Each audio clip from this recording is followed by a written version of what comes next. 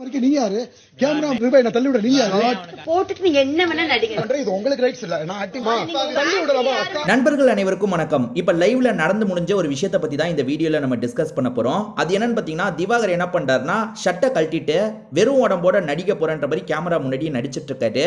இல்ல நீங்க யூனிஃபார்ம் போடுங்கன்ற மாதிரி பிரவீன்ராஜ் வந்து தடுத்துட்டு இருக்காரு. கேமராவை மறைக்கிற ரைட்ஸ் உனக்கு இல்லவே இல்லன்ற மாதிரி திவாகர் கையை பிடிச்சு தள்ளுறாரு. அந்த கை இருக்குல்ல, பின்னாடி இருக்க அந்த டிசைன்ல கீறிக்குது. அப்படியே கையில வந்து ஒரு கீறல் ஏற்பட்டது. அதுக்கப்புறமும் பிரவீன் இருக்கார்ல, நீங்க யூனிஃபார்ம் எல்லாம் கழட்டக்கூடாது, முதல்ல யூனிஃபார்ம் போடுங்கன்னு சொல்லிட்டாரு. அதெல்லாம் நீ சொல்லாத, நான் முதல்ல கொஞ்சம் அந்த ஸ்கிட் மாதிரி ஏதாவது பேசுவேன், அதுக்கப்புறம் வந்து யூனிஃபார்ம் போட்டுப்பேன், உனக்கு என்ன பிரச்சனை, நான் பண்ணக்கூடாதுன்னா நீ சொல்லக்கூடாதுன்ற மாதிரி திவாகர் சண்டை போட்டுட்டு இருக்காரு. இவங்க ரெண்டு பேர் சண்டையை விட்டு தள்ளுங்க. ஏன்னா பிரவீன்ராஜ் மேலேயும் தப்பு இருக்கு, திவாகர் மேலேயும் தப்பு இருக்கு. பிரவீன்ராஜ் என்ன பண்றாருன்னா கானா வினோத் கமருதீன் கூட சேர்ந்த மாதிரி இவரை கிண்டல் பண்ணாரு. அந்த கோவத்துல திவாகர் இந்த மாதிரிலாம் பேசிட்டு இருக்காரு. இவங்க ரெண்டு பேரும் அடிச்சுக்கிறதுல தப்பு இருக்கு, சரி இருக்கு, அதை விட்டு தள்ளுங்க. இப்ப பிரச்சனை என்ன தெரியுமா, திவாகர் தேவையில்லாம கனி கிட்ட எதிராக பேசிட்டாரு. கனி எப்பவுமே இவருக்கு பிரச்சனைனா கொஞ்சம் முன்னாடி வந்து நிற்பாங்க. லீடரா இருக்கும் போதும் சரி, இப்பயும் சரி.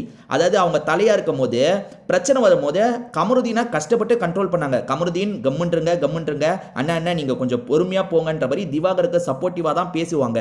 ஆனா கனிக்கிட்டே இவர் தேவையில்லாம பகச்சுக்கிட்டாரு. இப்ப கனி இருக்காங்கல்ல, அண்ணா உங்களை ஆக்டிங் பண்ண வேணான்னு யாருமே சொல்லன, ஆக்டிங் பண்ணுங்க, எதுனாலும் பண்ணுங்க, பட் வந்து இந்த மாதிரி பேர் பாடியோட பண்ணாதீங்க, ஷர்ட்டை போட்டுக்கோங்க, ஷர்ட்டை போட்டு எதுனாலும் பண்ணுங்கன்ற மாதிரி சொல்றாங்க.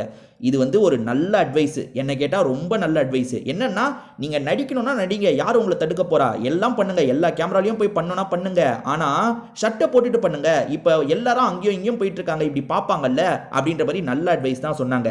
ஆனா திவாகர் அவங்க பண்ண டார்ச்சர்ல இருக்காரா என்னன்னு தெரியல, தேவையில்லாம இவங்க கிட்ட ஒரு மாதிரி ஆர்ஷா பேசிட்டாரு. அது என்னன்னா, அக்கா இது என்னோட ஆக்டிங்கா, என்னோட ஆக்டிங்கை நான் இப்படி தான் பண்ணணும்னு நினைக்கிறேன், என் ஆக்டிங்கை இப்படி பண்ணக்கூடாது அப்படி பண்ணக்கூடாதுன்னா நீங்க சொல்ல முடியாதுக்கா, அதுக்கு உங்களுக்கு ரைட்ஸ் இல்லைன்னு சொல்லிட்டாரு. ஆனால் இதை கேட்டோன்னே கனியோட முகம் மாறிடுச்சு. என்ன இவருக்காக நம்ம நல்லது தான் சொல்கிறோம், நம்மகிட்டே இப்படி சொல்லிட்டாருன்ற மாதிரி கனியோட முகம் இந்த இடத்துல மாறிடுச்சு. ஆனால் அதுக்கப்புறமும் கனி இருக்காங்கல்ல, அண்ணன் நான் சொல்கிறது கேளுங்கண்ணே, அது இல்லை, அதாவது இவங்க விஷயத்தில் ஒரு சூப்பரான விஷயம் இருக்குங்க. இவங்களுமே அண்ணன் சொல்லி தான் கூப்பிடுவாங்க, அவருமே அக்கான்னு சொல்லி தான் கூப்பிடுவார். சொல்லப்போனால் அவர் வந்து அவர் தான் அக்கான்னு சொல்லணும், இவங்க அண்ணன்லாம் சொல்ல தேவையில்லை, வயசு சின்னது தான், அதாவது திவாகருக்கு வயசு கம்மி தான், ஆனால் மரியாதைக்காக அண்ணன் கூப்பிடுறாங்க. நல்ல அட்வைஸ் தான் சொன்னாங்க. திவாகர் இந்த அட்வைஸை கேட்டுருக்கலாம், எனக்கு தெரிஞ்சு நீங்கள் சொல்கிறதும் சரிதான்க்கா, சரி நான் ஷர்ட்டை போட்டுக்கிறேன்னு ஏற்றுக்கலாம். ஏன்னா மற்றவங்களை காட்டிலும் கனி வந்து கரெக்டாக நிறைய வாட்டி இவருக்கு சப்போர்ட் பண்ணியிருக்காங்க. கமருதீனுக்கும் திவாகருக்கும் பிரச்சனை வரும்போது அவங்க வந்து கமருதீனை கண்ட்ரோல் பண்ணியிருப்பாங்க. சரி விடுங்கண்ணே அப்படின்ற மாதிரி இவருக்கு ஆறுதல்லாம் சொல்லியிருப்பாங்க, பத்திரமா அங்கிருந்து கூட்டு போயிருப்பாங்க. அதெல்லாம் கனி கரெக்டாக தான் பண்ணாங்க. இந்த இடத்துலையும் இவருக்கு நல்ல அட்வைஸ் தான் பண்ணாங்க. அது உண்மையிலேயே நல்ல அட்வைஸ், பொறுமையாக அவருக்கு ஏற்ற மாதிரி சொன்னாங்க. திவாகரும் பொறுமையாக அதை புரிஞ்சிருக்கலாம், சரி நீங்கள் சொல்றதுல நியாயம் இருக்குன்ற மாதிரி கொஞ்சம் அமைதியாயிருக்கலாம். ஆனால் தேவையில்லாமல் இவங்க கிட்ட கொஞ்சம் ஆர்ஷா பேசிட்டாரு. எனக்கு தெரிஞ்சு இதை தொடர்ந்து தான் நிறைய சண்டைலாம் நடக்குதுன்னு நினைக்கிறேன். ஆக்சுவலாக சபரியும் இவரும் சண்டை போட்டுக்கிட்ட மாதிரி ப்ரோமோ 2ல காமிச்சாங்க பார்த்தீங்களா, இதுக்கப்புறம் தான் அந்த சண்டைலாம் நடக்க போகுதுன்னு நினைக்கிறேன். அந்த சண்டையும் நான் தனி கிளிப்பிங்காக பார்த்தேன்.